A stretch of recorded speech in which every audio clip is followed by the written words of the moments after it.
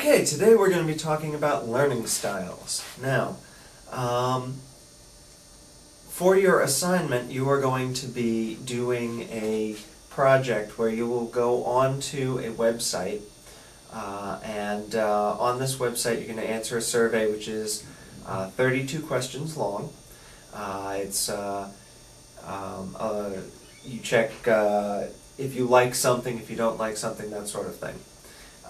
Based off of your survey, you're going to get some information about your learning style. Okay, what do I mean by learning style? Learning styles are how you learn best. Okay, that doesn't mean that you can't learn in other ways, but what it does mean is that this is the way that you are wired to learn. Okay, there are 4 basic learning styles. There is visual verbal, visual nonverbal, auditory, and tactile kinesthetic. Okay. Now, what do those mean? Let's go through them. Let's go through them one at a time. So let's first talk about visual verbal. Okay. If you think about what that sounds like, visual means to see something, and then verbal means words, right? So a visual verbal learner will learn best through reading words, okay, through seeing words somewhere. So they would learn best by reading books, texts, articles, that sort of thing.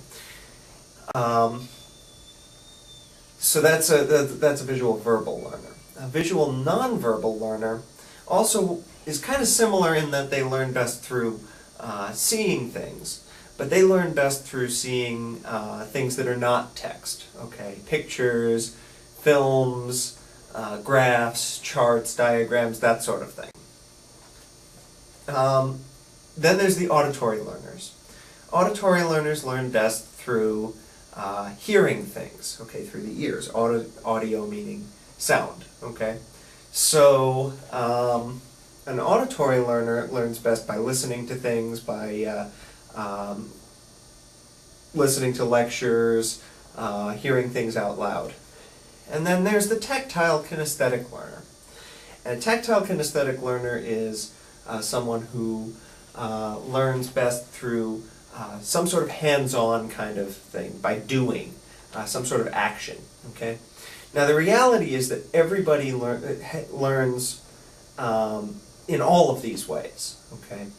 But when we say we're going to find out what your learning style is, we're going to find which one you learn best in, okay?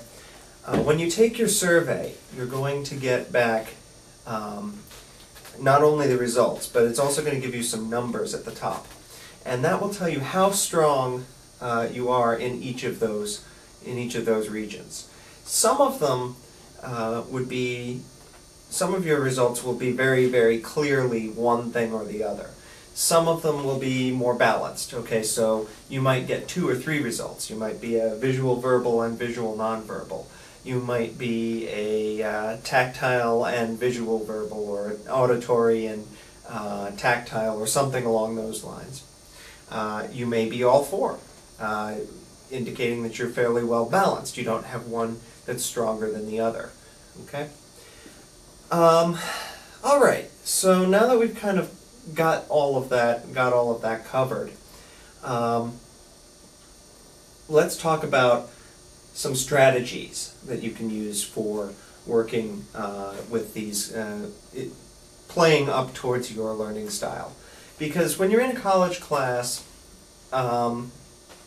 you really can't say, well, gee, Professor so-and-so, you're lecturing so very much, and I'm not an auditory learner. I don't learn through hearing, so I just don't need to pay attention to your lecture. You need to teach it to my learning style. It doesn't always work that way. It's nice when professors go out of their way to try to reach all the students in all the different learning styles, but it's your responsibility as the learner to learn what you're going to. It's your responsibility to figure out how to get the information.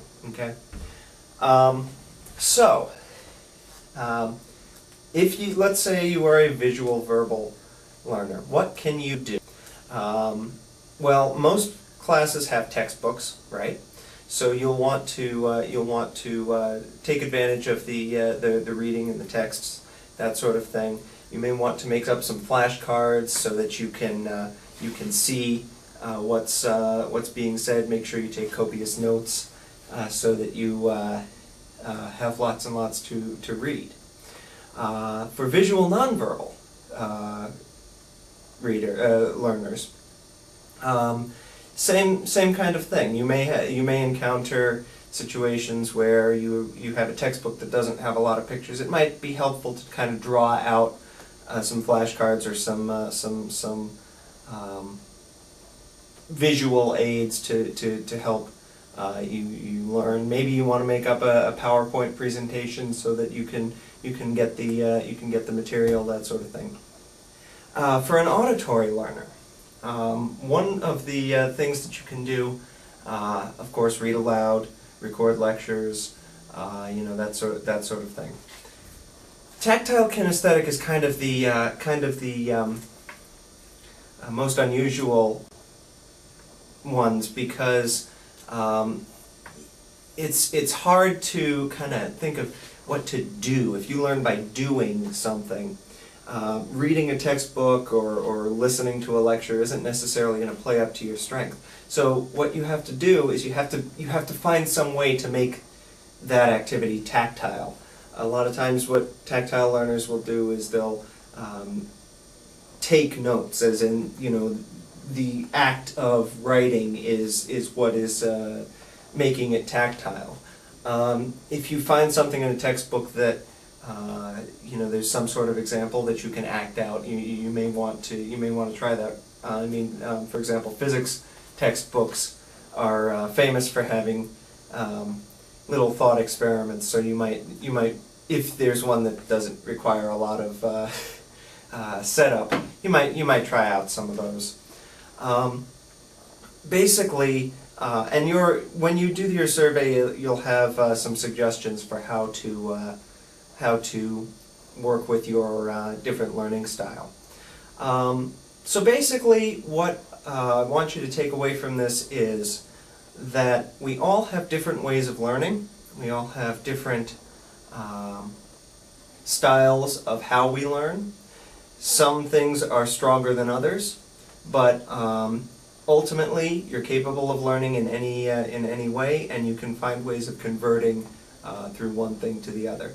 So what I would like you to do is take the survey and email me your results. Make sure that you email the results, not the link, because I won't be able to read the link. All right, and have a good week.